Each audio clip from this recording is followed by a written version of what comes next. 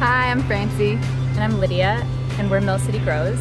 And today we're going to be picking tomatoes and basil for the UTEC Fresh Fruits Culinary Program To make pesto.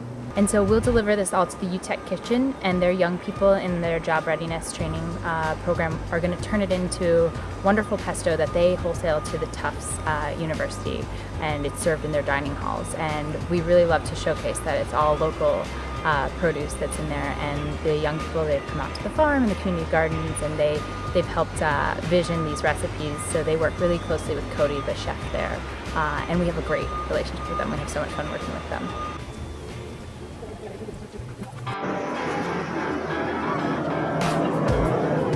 I'm Kodi Semon. I run the culinary program here at UTEC. It's a workforce training program. And I started at UTEC about 6 months ago.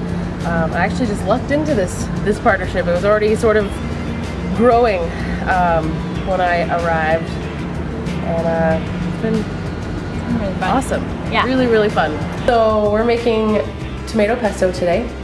You're going to want to start with about 3 quarts at home of fresh Juliette tomatoes, or Roma tomatoes, or cherry tomatoes, anything with some nice, decent flavor. You're gonna wash them all, cut them in half, and then toss them in about a tablespoon of kosher salt and 2 tablespoons of sugar. We choose to use freshly dried oregano, also from Mill City Grows, to flavor ours. You can use fresh thyme, fresh oregano, fresh marjoram, whatever you would prefer.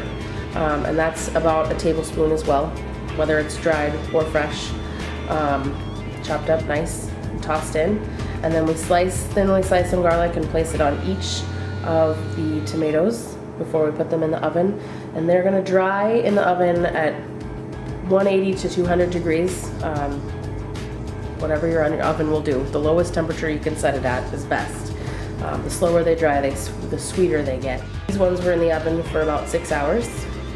We typically do them overnight as well. And then once they've dried in the oven, we pull them all out, let them sit out at room temperature.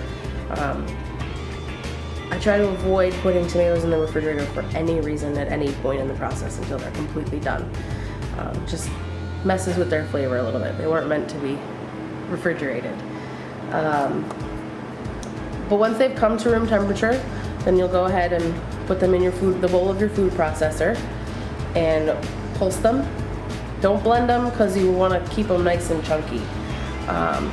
Once you're done, once you get them all sort of where you want them to be, then you're going to add about 1/4 cup of olive oil, depending upon how dry your tomatoes came out and how you like olive oil. If you wanted a little oilier, put some more oil in there.